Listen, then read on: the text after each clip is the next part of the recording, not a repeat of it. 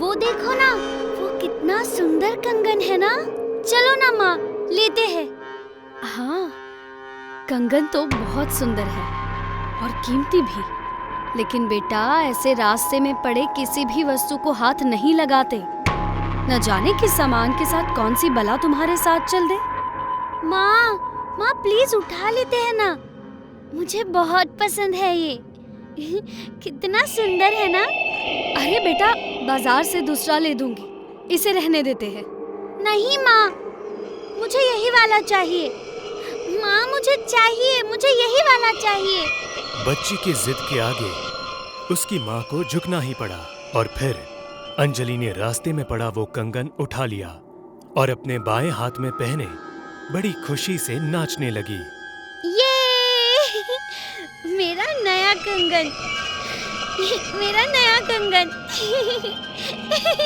ये ठीक उसी रात अंजलि अपने कमरे में सो रही थी जब उसके बाल अपने आप हवा में लहराने लगे। उसे अपने कमरे में किसी के होने का एहसास हो रहा था और तभी उसे ऐसा लगा जैसे कोई उसे कमरे से बाहर की तरफ खींच रहा है। इतना अनुभव होते ही अंजलि तुरंत नींद से जाग उठी और रोने लगी।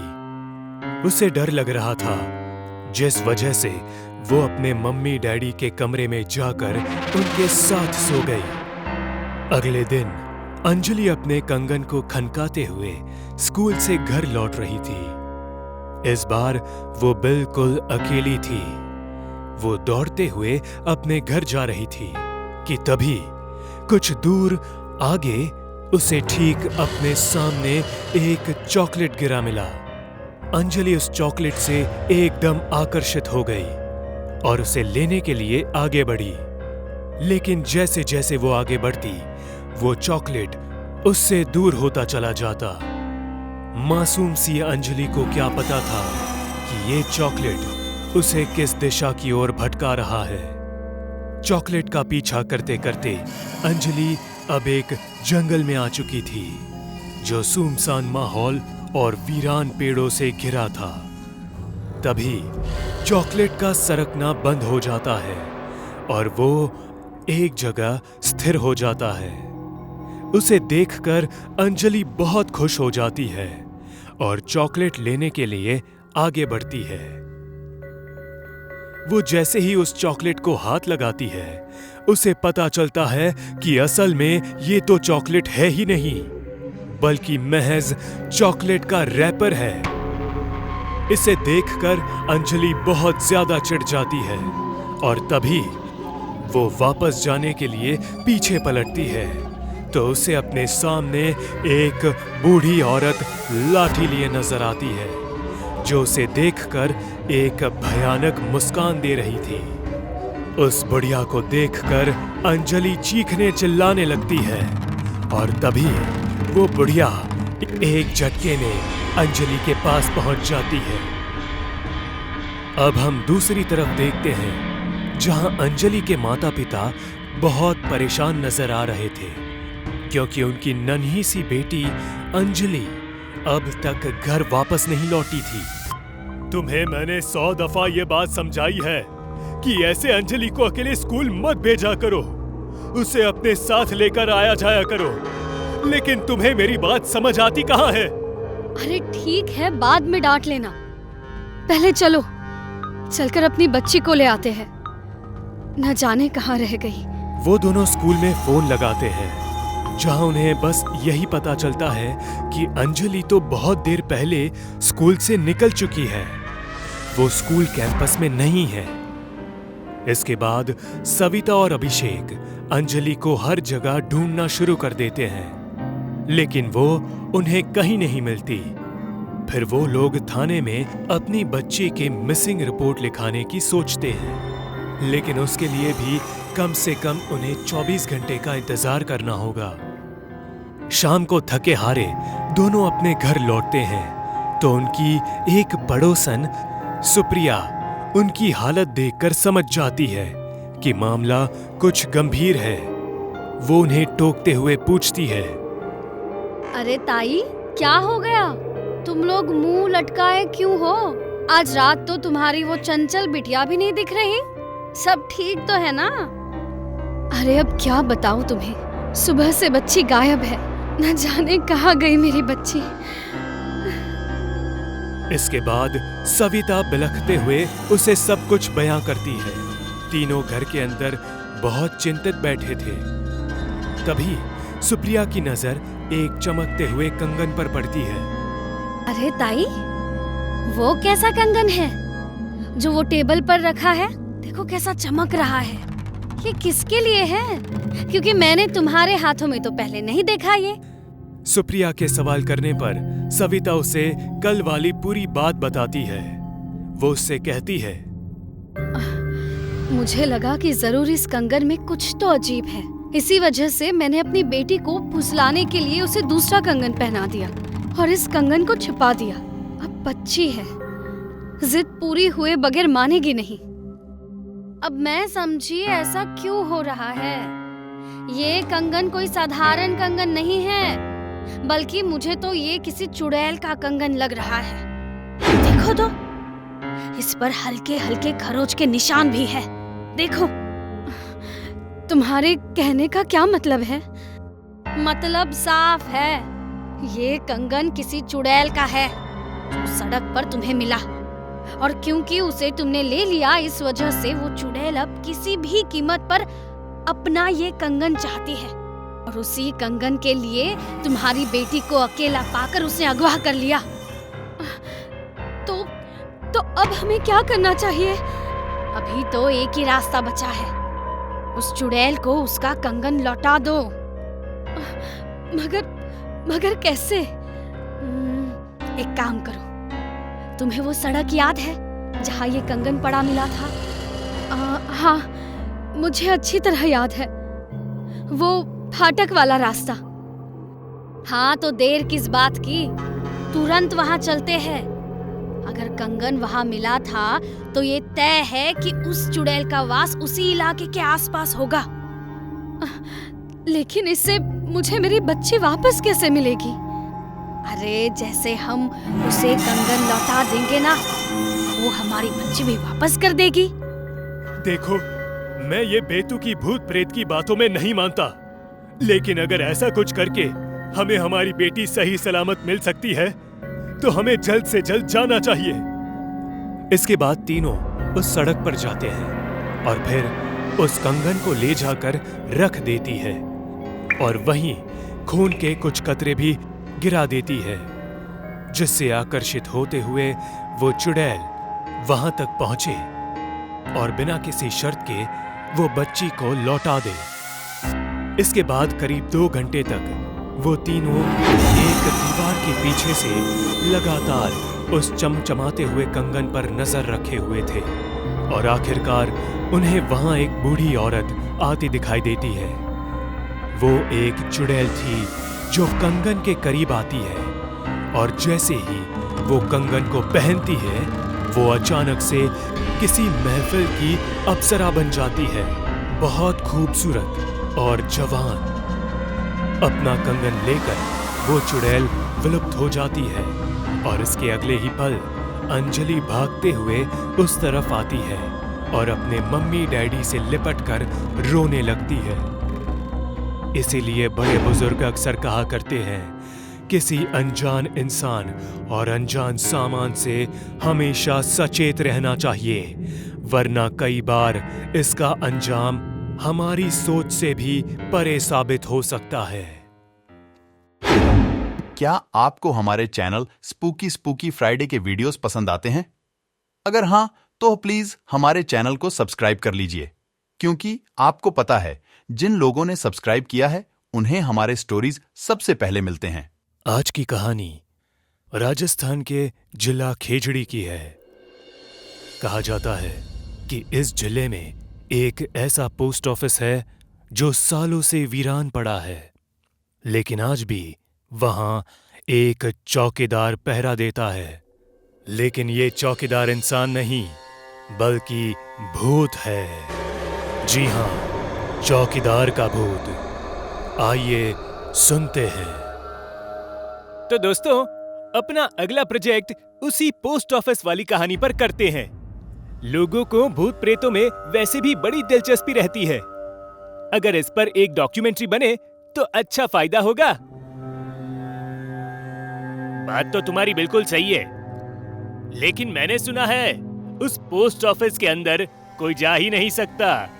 अगर कोई जाता है तो वहां चौकीदार का भूत उस आदमी का गला काट देता है। बस यही राज तो है जो हमें बाहर लाना है।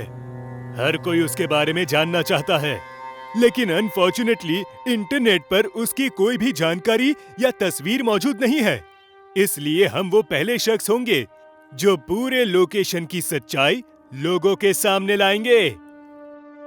हाँ, और इससे शायद प्रोडक्शन वाले हमें प्रमोट भी कर दे। बिल्कुल दोस्तों, तो बस इंतजार करिए कल रात का।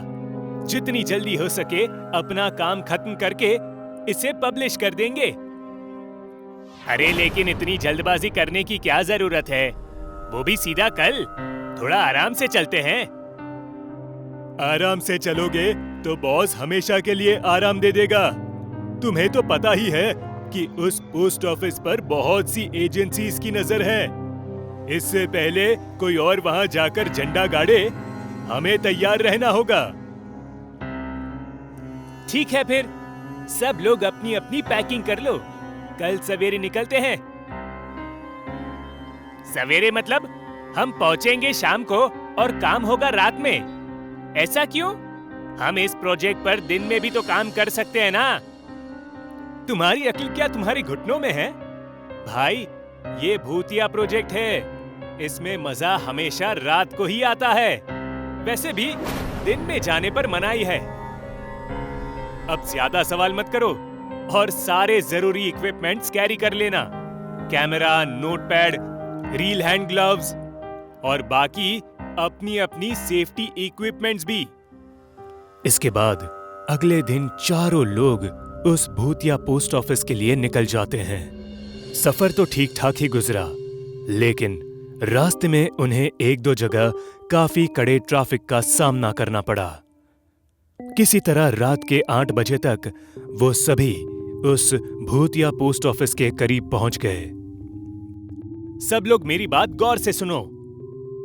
वैसे तो हमने पहले भी कई भूतिया प्रोजेक्ट्स पर काम किया है, लेकिन सतर्कता हमेशा जरूरी रहती है।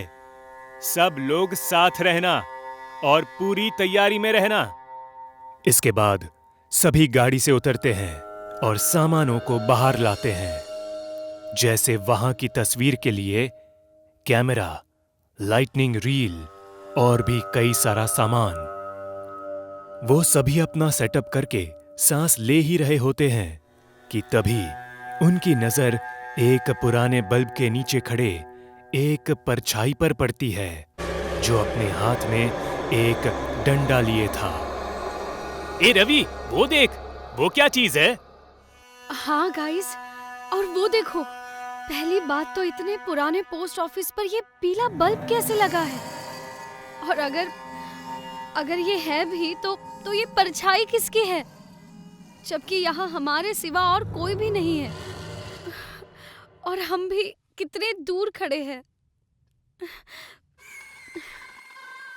हितेन, तू खड़ा खड़ा देख क्या रहा है? तुरंत उस परछाई की तस्वीर ले। क्या कौन, मैं? अच्छा ठीक है। हितेन जैसे ही उस परछाई को क्लिक करने के लिए कैमरा पॉइंट करता है, तुरंत ऊपर लगा बल्ब फूट जाता है, जिससे वो हल्की सी रोशनी भी चली जाती है और गहरा अंधेरा छा जाता है। ओह शिट, अब ये क्या हो गया? लेकिन अचानक ये सब कैसे? मैं तुम लोगों को बोल रहा हूँ, यहाँ से चलते हैं। तुम्हें मालूम है ना, वो चौकीदार यहाँ आने वालों का सिर धड़ से अलग कर देता है। सभी थोड़े डरे होते हैं, लेकिन रवि उनको मोटिवेट करने लगता है और कहता है, हम लोग इतनी स्ट्रगल करके यहाँ तक पहुंचे हैं और अब क्या खाली हाथ लौट जाए? नहीं, बिल्कुल नहीं। लेकिन कोई भी रवि की बात नहीं सुनता और सभी पीछे हटने लगते हैं। तभी रवि बोलता है, गाइस डरो मत, मुझे पता था ये जगह हॉन्टेड है, इसीलिए प्रिकॉशन के तौर पर मैंने अपने साथ ये मैजिक स्टोन रख लिया है। ये हमारी रक्षा करेगा। चलो अब अंदर चलते हैं।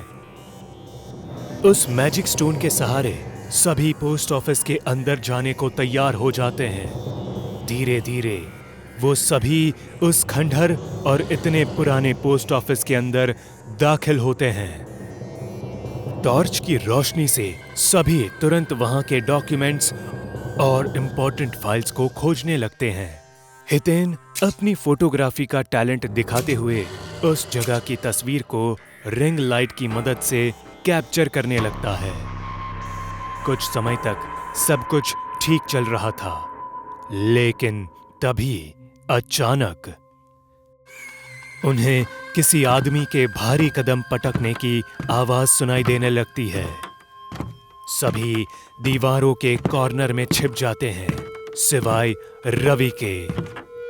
रवि वहीं डॉक्यूमेंट्स चेक करने में लगा था। रिंग लाइट की रोशनी में हमें साफ दिख रहा था, उस परछाई के हाथ में एक धारदार हथियार है, जो लिए वो रवि की तरफ बढ़ता है। और ठीक अगले ही पल वो परछाई रवि के सिर को उसके धड़ से अलग कर देता है और उसकी गर्दन नीचे जमीन पर गिरी छटपटा रही होती है। इस दृश्य को देखकर सभी के पैरों तले जमीन खिसक जाती है। सभी डर के मारे पूरी तरह कांपने लगते हैं। हितेन अलमीरा के पीछे छिपा हाथ जोड़कर कांप रहा होता है। इसके अगले ही पल वो चौकीदार का भूत वहां से एकदम गायब हो जाता है। सभी धीरे धीरे बाहर आते हैं। बस मिल गई तुम लोगों को खुशी। मैंने पहले ही मना किया था यहाँ आने के लिए, लेकिन तुम जिद्दी लोग अब भुगतो, मरो सबके सब। गाइस, लेकिन ये वक्त अफसोस का नहीं है, बल्कि तुरंत यहाँ से निकलने का है। रुको मत, इससे पहले कि वो चौकीदार राउंड मारने के लिए दोबारा आ जाए, भागो यहाँ से। नहीं, लेकिन एक मिनट, रवि अपने साथ कोई मैजिक स्टोन लेकर आया था ना? तभी उनकी नजर वहां पड़ी उस पोटली पर पड़ती है, जिसके अंदर वो मैजिक स्टोन था, जो शायद उनकी जान बचा ले। जब वो लोग पोटली खाली करते हैं तो उसमें से महज मामूली पत्थर निकलते हैं, जिससे वो समझ जाते हैं कि रवि ने सिर्फ उन्हें बहलाने के लिए मैजिक स्टोन का बहाना दिया था। सब तुरंत वहां से बाहर की तरफ भागना शुरू कर देते हैं, लेकिन तभी हितेन के जूते का लेस वहीं एक कील में फंस जाता है, जिसे हटाने के चक्कर में वो वहीं रुक जाता है और जल्दी जल्दी अपने हाथ से अपने जूते के लेस को निकालने लगता है। लेकिन तब तक उसके दूसरे साथी उस भूतिया डाकघर से बाहर आ चुके थे। वो सभी हितेन को आवाज लगाते हैं। हितेन तभी अपना जूता निकालता है और तुरंत बाहर की तरफ आने लगता है, लेकिन तभी बीच में वो चौकीदार का भूत आ जाता है, जो उसे अपने मुंह से पकड़कर अंदर खींच लेता है। उस डाकघर से लगातार हितेन की चीखें सुनाई देती है। बहुत दर्दनाक चीखें थी। इससे पहले कि वो चौकीदार का भूत बाहर आकर दूसरे लोगों का भी वही हश्र करे, सभी के सभी तुरंत वहां से भाग जाते हैं। आज भी उस डाकघर यानी पोस्ट ऑफिस में कोई नहीं जाता, क्योंकि ऐसा माना जाता है कि उस पोस्ट ऑफिस की चार दीवारी में एक चौकीदार का भूत भटकता है, जो कि मरने से पहले इसी पोस्ट ऑफिस में चौकीदारी करता था। लेकिन एक हादसे के बाद उसकी इसी जगह पर मौत हो गई थी, जिस वजह से उसकी आत्मा उसी डाकघर के चार दीवारों में कैद होकर रह गई। इसलिए जो भी वहां अकेला गया वो वापस लौटकर कभी ना आया। नितिन इस बार अपनी छुट्टियां बिताने के लिए अपने दोस्त राघव के गांव गया था। उसके पास अभी 2 हफ्ते बाकी थे जो वो उस गांव में बिताने वाला था। एक शाम यूं ही बरामदे में बैठे हुए नितिन राघव से पूछता है, यार तेरा ये गांव कुछ ज्यादा ही अजीब सा है। मतलब ना बिजली ना पानी, ये सब तो फिर भी समझ में आता है, लेकिन यार ऐसा क्या है कि शाम ढलने के बाद इस गांव में कोई परिंदा भी नजर नहीं आता। ऐसा क्या अजीब है तेरे गांव में? भाई नितिन, मैंने तुझे कितनी बार समझाया है, ऐसे उठपटांग से सवाल मत पूछा कर। बस इतना समझ जा कि जैसे यहाँ के लोग रहते हैं वैसे रहने की कोशिश करना। कल रात को भी मैंने तुझे फोन पर बात करते हुए छत पर जाते देखा। मैंने तुझे बोल रखा है, एक बार अंधेरा हो जाए तो फिर बेडरूम में चले जा और फिर शांति से रहना है। वाह भाई, अब ये गांव वाले क्या कम थे जो अब तू भी इस फालतू बकवास में शामिल हो गया। भाई ये 21वीं सदी है, तू अब तक ये भूत प्रेत में फंसा है। देख नितिन, मैंने तुझको पहले भी बोला है और अब भी बोलूंगा, अगर अपनी सलामती चाहता है तो जब तक तू गांव में है सावधान और सतर्क रह। इतना कहकर राघव अपने कमरे में चला जाता है। इधर अकेले बैठा नितिन राघव की बातों को मन ही मन सोच सोचकर हंस रहा था। ये राघव भी ना जब भी गांव आता है इसका हाव भाव ही बदल जाता है। वैसे ये सब बेवकूफ होंगे, लेकिन मैं इनकी तरह डरने वालों में से नहीं हूं। अरे जो चीज होती ही नहीं उसके चक्कर में मैं अपनी आजादी क्यों छोड़ूं? नितिन को राघव की बातों पर जरा भी यकीन नहीं था और ना उसके मन में कोई डर था। लेकिन जैसा कि एक कहावत प्रचलित है, कई बार डरना जरूरी भी होता है, क्योंकि कई दफा ये आपको मौत और भयानक तबाही से भी बचा सकता है। आज की रात नितिन का सामना भी कुछ ऐसी ही खौफनाक सच्चाई से होने वाला था, जिससे टकराने के बाद इंसान वापस नहीं लौटता। रात को खाना खाने के बाद सभी अपने अपने कमरे में सोने चले जाते हैं। धीरे धीरे रात और काली होती जा रही थी। इसी बीच नितिन को उसकी गर्लफ्रेंड का कॉल आता है। हेलो अंजलि, कैसी हो? लेकिन तभी उसके कमरे में सिग्नल वीक पड़ जाता है, जिससे वो घर से बाहर आ जाता है। उसके फोन का सिग्नल अभी भी वीक ही था, इसीलिए वो गांव के सुनसान इलाके में सिग्नल तलाशते हुए आगे बढ़ने लगता है। जैसे जैसे वो आगे बढ़ रहा था, सिग्नल स्ट्रॉन्ग हो रहा था और अब वो अच्छी तरह बात कर पा रहा था। बात करते करते एक लंबा वक्त गुजर गया।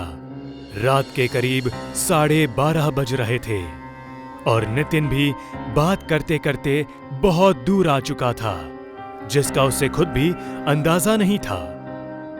लेकिन तभी उसे अपने पीछे तेज पायल खनकने की आवाज सुनाई पड़ती है। उसे बड़ा अजीब सा लगता है। गांव की कोई औरत, और वो भी इस वक्त। इतना सोचता हुआ वो जैसे ही पीछे पलटता है, उसके होश उड़ जाते हैं। एक जले हुए चेहरे वाली औरत, जिसके पैर उल्टे थे और आंखें काली, वो उसके करीब आती है और इसके साथ ही नितिन एकदम जोर से चिल्लाता है और वहीं फिसलकर गिर जाता है। इसके साथ ही उसके फोन की बैटरी भी जवाब दे देती है और फोन स्विच ऑफ हो जाता है। लेकिन अगले ही पल वो डरावनी औरत नितिन की नजरों के सामने से गायब हो जाती है। अब ये उसका भ्रम था, वहम था या फिर जो भी था, इससे उसे एक तेज धक्का जरूर पहुंचा था। अरे यार, ये ना जाने मैं घर से कितना आगे आ गया। यार कहीं वो राघव की बात सच तो नहीं? अरे नहीं नहीं, ऐसा भी भला होता है क्या कहीं? छोड़ो यार, अब जल्दी से घर जाता हूँ। अगर घर वाले जाग गए और मुझे नहीं पाया तो बहुत गुस्सा करेंगे। इतना सोचते हुए नितिन तेज कदमों के साथ घर की तरफ बढ़ने लगता है, लेकिन कुछ ही पल में उसके बढ़ते कदम थम जाते हैं। ये देखकर कि सामने एक पेड़ के पास एक उल्टे पैर वाली औरत स्थिर खड़ी है। भले वहां कोहरा अंधेरा था, लेकिन चांद की रोशनी में नितिन को वो उल्टे पैर साफ साफ नजर आ रहे थे, जो किसी औरत के थे।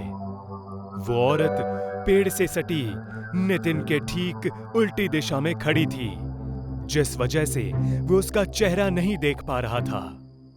इस बार फिर उसे शक होने लगा कि कहीं ये भी उसका वहम तो नहीं, लेकिन इस बार जो वो देख रहा था वो उसका वहम नहीं, एक खौफनाक सच्चाई थी।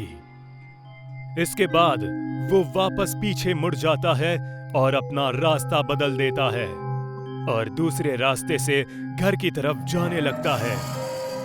ये रास्ता एक कच्ची सड़क जैसा था, जो कि एकदम सुनसान और अंधेरे में खोया नजर आ रहा था। नितिन घबराया हुआ लगातार उस रास्ते से आगे बढ़ रहा था, लेकिन एक और बात थी कि उसे खुद नहीं मालूम था कि ये रास्ता आखिर जाता कहां है। अब क्योंकि वो इस गांव से नहीं था, तो उसे बहुत कम जानकारी थी यहाँ के लोग और यहाँ की सड़कों के बारे में। वो बस यूं ही चले जा रहा था, क्योंकि मेन रोड पर वो चुड़ैल घाट लगाए खड़ी थी। नितिन उस कच्चे रास्ते पर भी काफी आगे तक आ चुका था, और तभी अचानक वो रास्ता खत्म हो जाता है। ये देखकर उसके होश उड़ जाते हैं, और तभी अचानक से सामने वही औरत प्रकट होती है जो उसे अभी चौराहे पर दिखी थी। नितिन डर के मारे कपकपाने लग जाता है। उसकी इतनी हिम्मत भी नहीं हो रही थी कि वो ठीक से खड़ा भी रह सके। तभी वो उल्टे पैरों वाली चुड़ैल एक भयानक आवाज में बोलती है, क्या तुझे इस गांव में देर रात भटकने का अंजाम नहीं मालूम? अंजाम केवल मौत है, मौत। अब इसके लिए तैयार हो जा।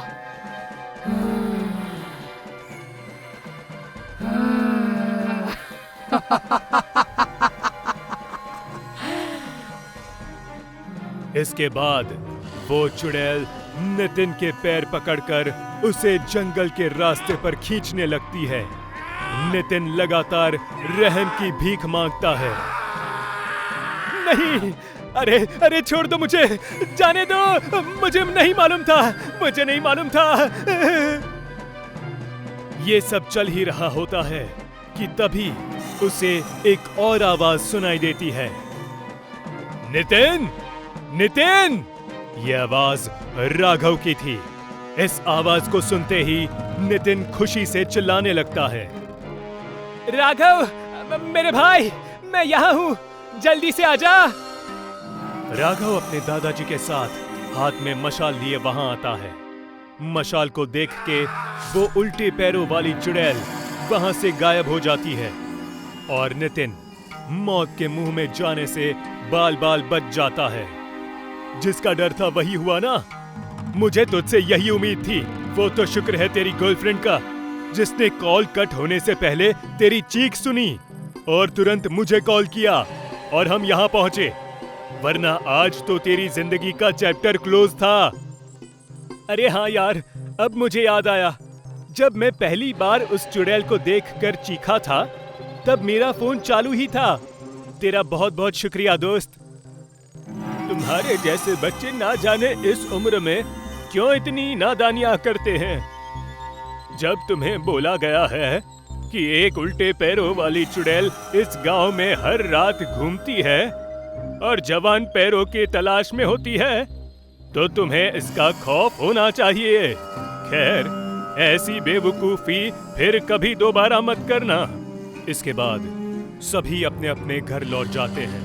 गांव घरों में यही मानना है कि चुड़ैल के पैर हमेशा उल्टे होते हैं, जिससे आप एक बड़ी सी भीड़ में भी ये पहचान सकते हो कि कहीं इंसान के भेष में आपका सामना किसी चुड़ैल से तो नहीं हुआ।